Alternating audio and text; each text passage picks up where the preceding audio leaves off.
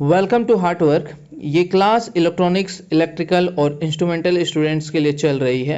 इस सीरीज़ में हम एक्सपेक्टेड एमसीक्यू डिस्कस करते हैं, वो भी पूरे डिटेल्स एक्सप्लेनेशन के साथ, जो आने वाली एग्ज़ाम जैसे DFCCIL, ISRO, DRDO, NPCIL, JE या एई पोस्ट के लिए बहुत ही इम्पोर्टेंट है। अगर आप इसका पीडीएफ या प्रीवियस ईयर का पेपर और एनी अदर इन्फॉर्मेशन के लिए आप हमारा टेलीग्राम ग्रुप ज्वाइन कर सकते हैं। इसका लिंक आपको नीचे डिस्क्रिप्शन बॉक्स पे मिल जाएगा, आप वहां से जाकर टेलीग्राम ग्रुप ज्वाइन कर सकते हैं। पहला क्वेश्चन है, determine the voltage across the register. Register के अक्रॉस हमें क्या करना है, आउटपुट वोल्टेज यहाँ पे फाइंड करना है। ठीक है, यहाँ पे वोल्टेज निकालना। अब क्या है, यहाँ पे एक डायोड लगा हुआ है। डायोड लगा हुआ है तो डायोड को कंडक्ट होने के लिए मिनिमम वोल्टेज की आवश्यकता होती है।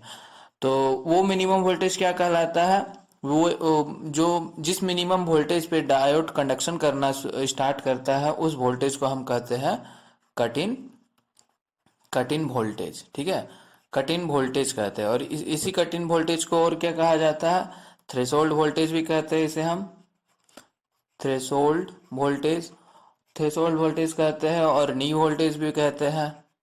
नी वोल्टेज, इसी को ही नी वोल्टेज भी कहा जाता है, या और एक है ब्रेक डाउन वोल्टेज भी कहा जाता है, ब्रेक डाउन वोल्टेज। तो नी वोल्टेज जो होता है वो मिनिमम वोल्टेज होता है जिसके बाद डायोड कंडक्ट करना स्टार्ट करता है। ये नी वोल्टेज जो है डिफरेंट एलिमेंट में डिफरेंट होती है। ठीक है, जैसे कि अगर सिलिकॉन की बात करें, फॉर सिलिकॉन में क्या होता है, इसका होता है 0.7 वोल्ट इसकी नी वोल्टेज होती है। मिनिमम 0.7 वोल्ट चाहिए तभी जाके ये कंडक्ट करना शुरू करता है। ठीक है, फॉर जर्मेनियम की देखें तो जर्मेनियम की होती है 0.3 वोल्ट। और एक है गैलियम आर्सेनाइड। जनरली क्वेश्चन में अगर क्वेश्चन पूछा जाता है कि नी वोल्टेज क्या होता है, मीन्स सिलिकॉन का, जर्मेनियम का, गैलियम आर्सेनाइड का, तो यही तीनों में से, इस तीन में से ही एक के बारे में पूछा जाता है। तो ये तीन वैल्यू को आपको याद रखना है। ठीक है, अब क्या है, क्वेश्चन में अगर कोई एलिमेंट मेंशन नहीं है, जैसे इस क्वेश्चन में कोई भी एलिमेंट को मेंशन नहीं किया गया है, तो ऑलवेज किसको मानना है, हमें मानना है कि ये है सिलिकॉन को। ठीक है, तो सिलिकॉन को ही हमें मान के चलना है। ठीक, तो यहाँ पर भी हम सिलिकॉन को कंसिडर करेंगे। तो यहाँ पर इनपुट वोल्टेज कितना है, इनपुट वोल्टेज हमें दिया हुआ है 0.2 वोल्ट। ठीक है, 0.2 वोल्टेज इनपुट दिया जा रहा है इस डायोड पे, और डायोड का नी वोल्टेज है 0.7 वोल्ट। तो ये डायोड क्या होगा, ये डायोड जो है वो ऑन नहीं होगा। डायोड ऑन नहीं होगा तो क्या होगा, डायोड जो है वो रिवर्स बायस मोड में चला जाएगा। रिवर्स बायस मोड में क्या होता है, रिवर्स बायस मोड में डायोड जो है वो ओपन सर्किट की तरह बिहेव करता है। ठीक है, अब ओपन सर्किट हो गया तो इस सर्किट में करंट क्या होगी, करंट जो है वो हमारा जीरो हो जाएगा, क्योंकि करंट को फ्लो होने के लिए क्लोज पाथ की आवश्यकता होती है, इसलिए करंट जो है वो हमारा जीरो हो जाएगा। अब हमें क्या कैलकुलेट करना था वोल्टेज इक्वल टू क्या होता है, V equal to I R. तो आई तो हमारा जीरो हो गया, आर दिया हुआ 3 किलो, तो कितना हो जाएगा, 0 वोल्ट ही होगा। तो वोल्टेज हमारा क्या आ जाएगा, 0 वोल्ट। ऑप्शन ए जो है हमारा करेक्ट हो जाएगा। नेक्स्ट देखते हैं, डिजिटल से क्वेश्चन है, A 4x1 mux is used to implement 3 input boolean function is as shown below. The boolean function f(a)(b)(c) implemented is, output निकालना है, f आउटपुट जो है, आउटपुट f दिया हुआ है वो हमें फाइंड करना है इस 4:1 मल्टीप्लेक्सर के थ्रू। ठीक है, मल्टीप्लेक्सर के बारे में हमने पहले भी डिस्कस किया हुआ है पहले की क्लास में। तो यहाँ पे क्या है, यहाँ पे दो सिलेक्ट लाइन है। ठीक है, बी और सी, तो दो सिलेक्ट लाइन है। इसका कहने का मतलब क्या हुआ, बी सी अगर दो है तो कितने केस बनेंगे, 4 केस बनेंगे। वो कौन सा बनेगा, 0 0 0 1 1 0 एंड 1 1। ठीक है, तो इन सिलेक्ट लाइन के अकॉर्डिंग ही क्या होता है, आउटपुट पे इनपुट अपीयर होती है। तो जब हमारा कंडीशन 0 0 होगा तो उस केस में आउटपुट किसको सिलेक्ट करेगा, वो सिलेक्ट करेगा हमारा I0 को। ठीक है, तो I0 को यहाँ पे वैल्यू क्या है, ये हो गया I0 पे हमारा वैल्यू है A। ठीक है, I1 पे है ए बार, ये यहाँ पे नॉट गेट लगा हुआ है तो ए का कॉम्प्लीमेंट हो जाएगा। I2 पे हमारा 1 है एंड I3 पे हमारा 0 है, तो I0 को सिलेक्ट कर रहा है तो I0 में क्या है, I0 में ए है। 0 1 के केस में क्या करेगा, I1 को सिलेक्ट करेगा, I1 में क्या है, ए कॉम्प्लीमेंट है। उसके बाद 1 0 में क्या करेगा, 1 0 में सिलेक्ट करेगा I2 को सिलेक्ट किया तो I2 का वैल्यू है 1, और 1 1 के केस में I3 दैट इज 0। ठीक है, तो ये आ गया हमारा ट्रुथ टेबल। अब इससे हम क्या करते हैं, एक्सप्रेशन बना लेते हैं। तो एक्सप्रेशन बनाते हैं, expression for f A b and c के लिए। तो क्या हो जाएगा, पहला क्या है, पहला केस है हमारा 0 0 date is B bar c बार और इसमें I0 प्लस क्या करेंगे, बी बार 0 1 के केस में बी बार एंड सी, इस केस में I1 प्लस ये हो जाएगा 1 0 मीन्स बी और सी का बार, ये सिलेक्ट कर रहा है I2 को, प्लस यहाँ पे क्या हो जाएगा बी और c, b dot c 1 1 means b और सी, और इसमें सिलेक्ट किया जा रहा है I3 को।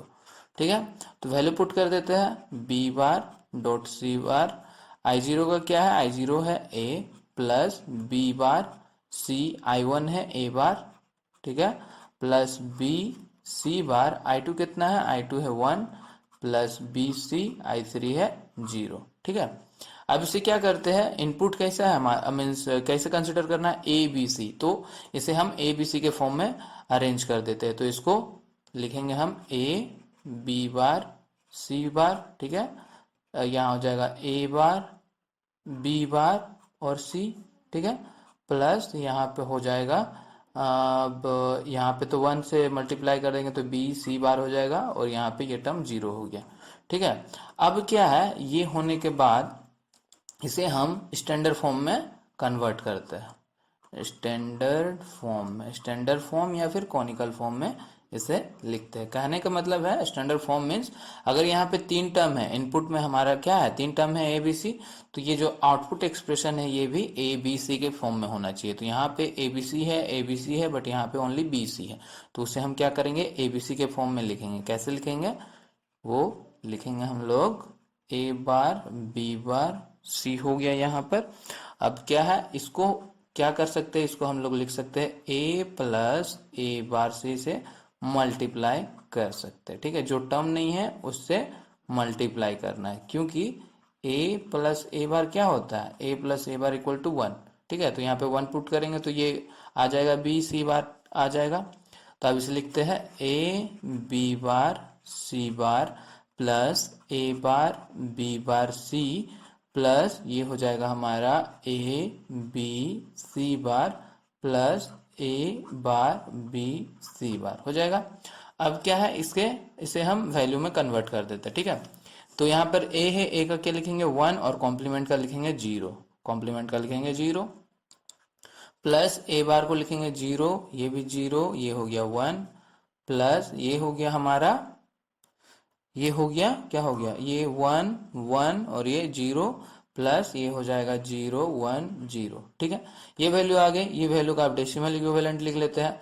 ये क्या होता है, ये होता है हमारा 4, ये क्या होता है, ये होता है 1, ये होता है 6 और ये होता है 2 का। तो कितना आ गया हमारा F A B C, A B C देखे तो क्या आ रहा है, समेशन ऑफ 1 2 4 और 6 आ रहा है। ठीक है, तो कौन सा ऑप्शन से मैच कर रहा है, ऑप्शन ए से, ऑप्शन ए जो है हमारा राइट आंसर हो जाएगा। नेक्स्ट देखते हैं, नेक्स्ट क्या है, एंटीना से सवाल है, the minimum height of antenna required to transmission in term of lambda. ठीक है, ये लैम्डा है, lambda in term of lambda is, in term of lambda निकालना है। तो एंटीना हाइट जो है, एंटीना हाइट, एंटीना हाइट का लैम्डा के टर्म में फॉर्मूला होता है h equal to lambda by 4। Okay, where lambda equal to wavelength of the signal, wavelength of the signal को कहा जाता है लैम्डा। तो क्या होता है, h equal to lambda by 4। Option कौन सा आ गया, बी, ऑप्शन बी जो है लैम्डा बाय 4 हो जाएगा, h equal to lambda by 4। ठीक है, नेक्स्ट देखते हैं। नेक्स्ट क्वेश्चन क्या है, नेक्स्ट है हमारा माइक्रो प्रोसेसर से सवाल है।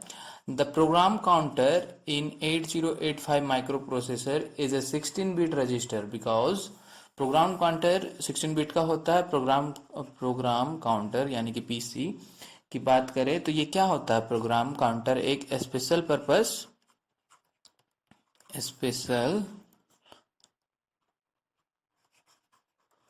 पर्पस रजिस्टर होता है, ठीक है। रजिस्टर, इसे स्पेशल पर्पस रजिस्टर कहा जाता है और ये क्या होता है, 16 बिट का होता है। दिया हुआ क्वेश्चन में भी 16 बिट का रजिस्टर होता है, ठीक है। और ये जो है वो यूजर एक्सेसिबल होता है, ठीक है, एक्सेसिबल होता है, ठीक। और इसका वर्क क्या है, प्रोग्राम काउंटर की वर्क की बात करें तो प्रोग्राम काउंटर का वर्क क्या होता है, प्रोग्राम काउंटर का वर्क होता है इट्स होल्ड द एड्रेस, ठीक है, ये एड्रेस को होल्ड करता है। It's hold the address of the next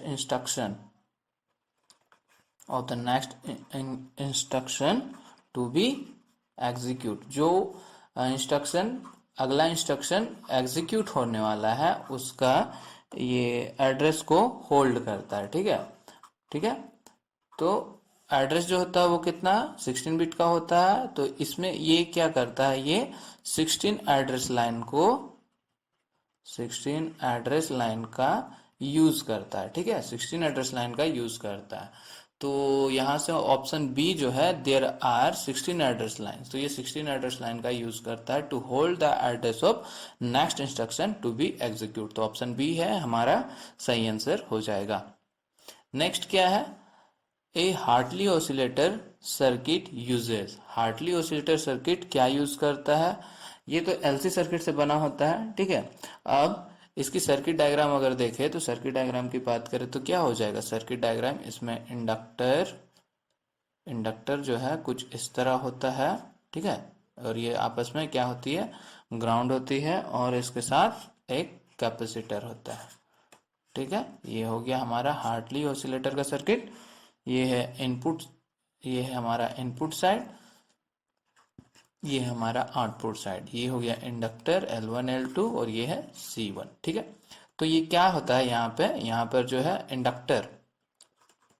inductor जो है इंडक्टर ग्राउंड होती है, ठीक है, इसे ग्राउंड कह लीजिए या फिर टैप्ड होती है, ठीक है।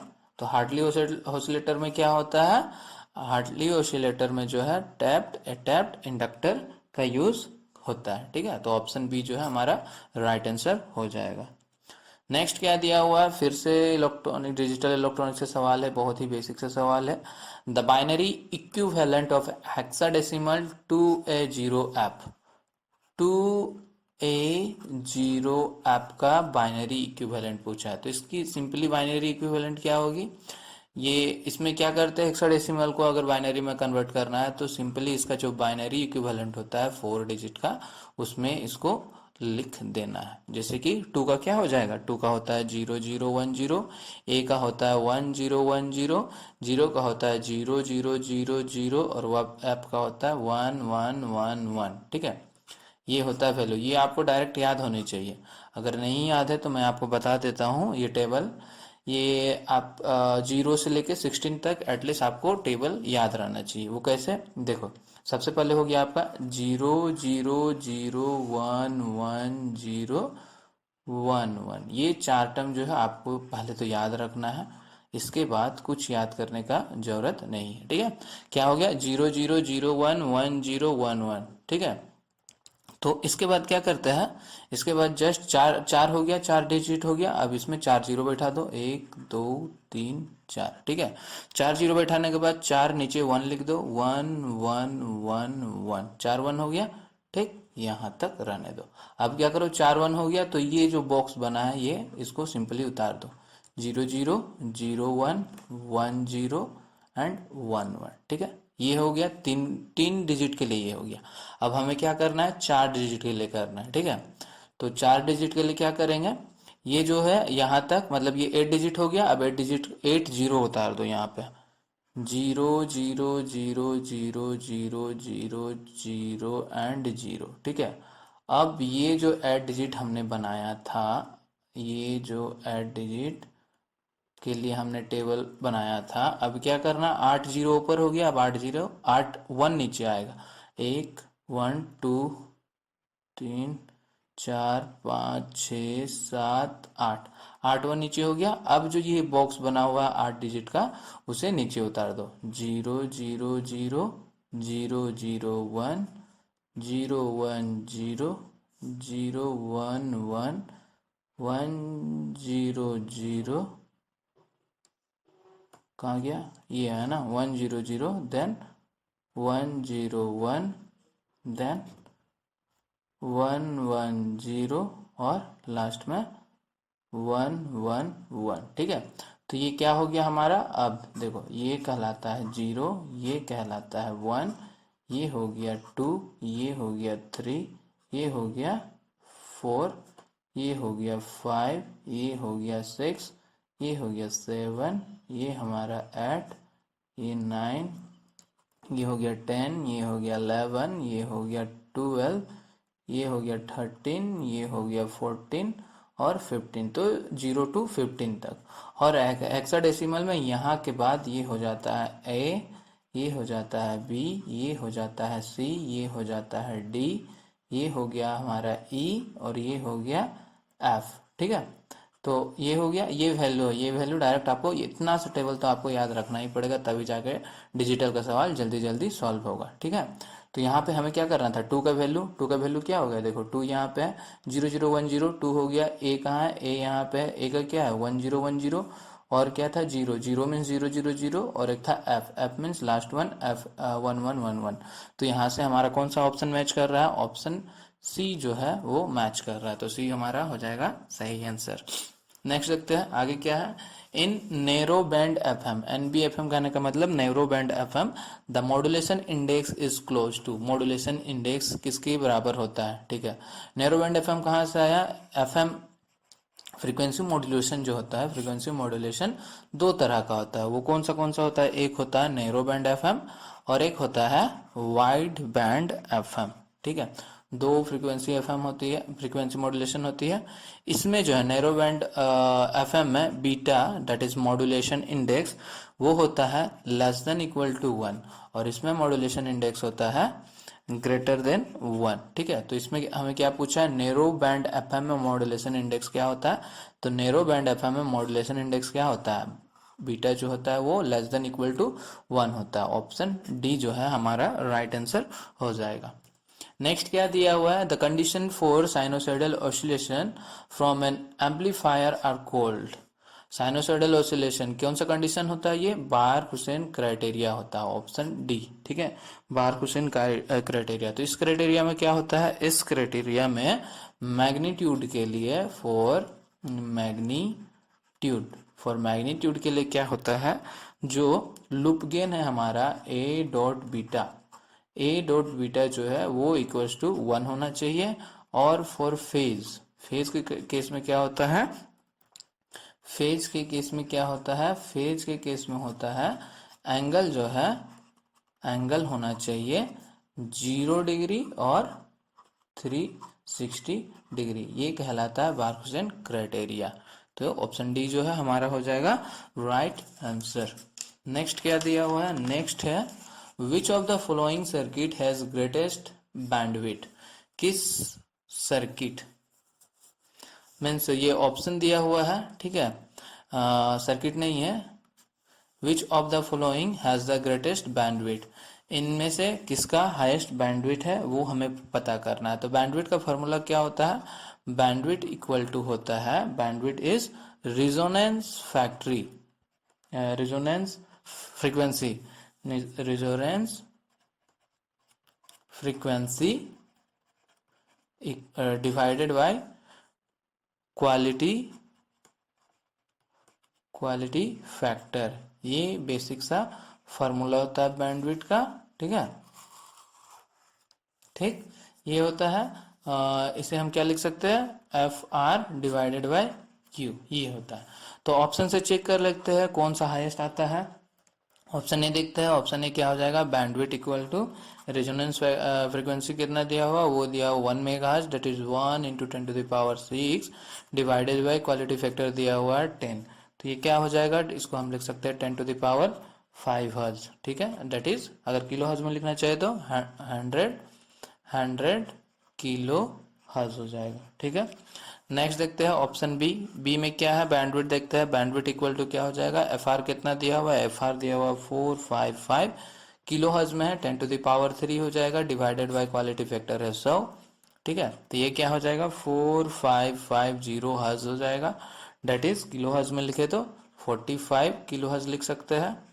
ठीक है, सी देखें, बैंडविड्थ इक्वल टू कहते हैं एफ आर दिया हुआ 1 मेगाहर्ट्ज अगेन, तो 1 into 10⁶ divided by quality factor है 100, दैट इज इक्वल टू हो जाएगा 10⁴ हर्ट्ज।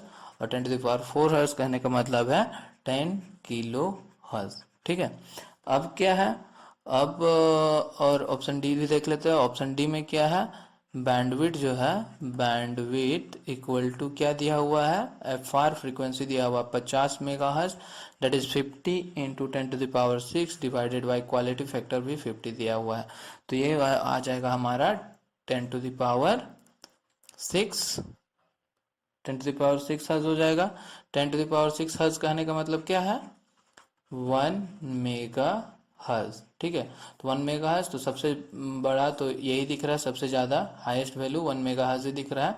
तो क्या हो जाएगा हमारा ऑप्शन डी जो है वो करेक्ट आंसर हो जाएगा। ऑप्शन डी हमारा राइट आंसर हो जाएगा। नेक्स्ट देखते हैं, नेक्स्ट क्या है, which of the following oscillator will be suitable for generating 1 kilo hertz frequency. 1 kilo hertz frequency को जनरेट करने के लिए कौन सा ऑसिलेटर यूज करेंगे। 1 किलो हर्ट्ज जो है वो यहाँ पे क्या है, लो फ्रीक्वेंसी है। ठीक है, लो फ्रीक्वेंसी, और लो फ्रीक्वेंसी को जनरेट करने के लिए, इसको जनरेट करने के लिए हम यूज करते हैं वेन ब्रिज ऑसिलेटर का, वेन ब्रिज ऑसिलेटर का यूज करते हैं। ठीक है, वेन ब्रिज ऑसिलेटर का यूज करते हैं लो फ्रीक्वेंसी का जनरेशन के लिए। इसकी रेंज की बात की जाए तो इसकी रेंज होती है 1 हर्ट्ज टू 1 मेगा हर्ट्ज। कभी कभी क्वेश्चन में इसकी रेंज भी पूछ ली जाती है, तो इसे भी आपको याद रखना है। तो यहाँ से कौन सा हो जाएगा, वेन ब्रिज ऑसिलेटर। ये जो हार्टली ऑसिलेटर और कॉलपिट्स ऑसिलेटर है, ये यूज किया जाता है हाई फ्रीक्वेंसी को जनरेट करने में। ठीक है, फॉर हाई फ्रीक्वेंसी जनरेशन के लिए हम यूज करते हैं हार्टली ऑसिलेटर और कॉलपिट ऑसिलेटर को।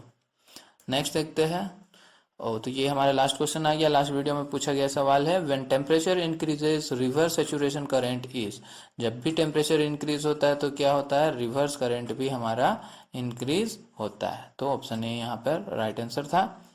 ये आज का क्वेश्चन ऑफ द डे आ गया। इसका जवाब आपको नीचे जाके कमेंट बॉक्स पे करना है। ठीक है, so thank you for watching. Video अच्छा लगे तो इसे लाइक कर देना।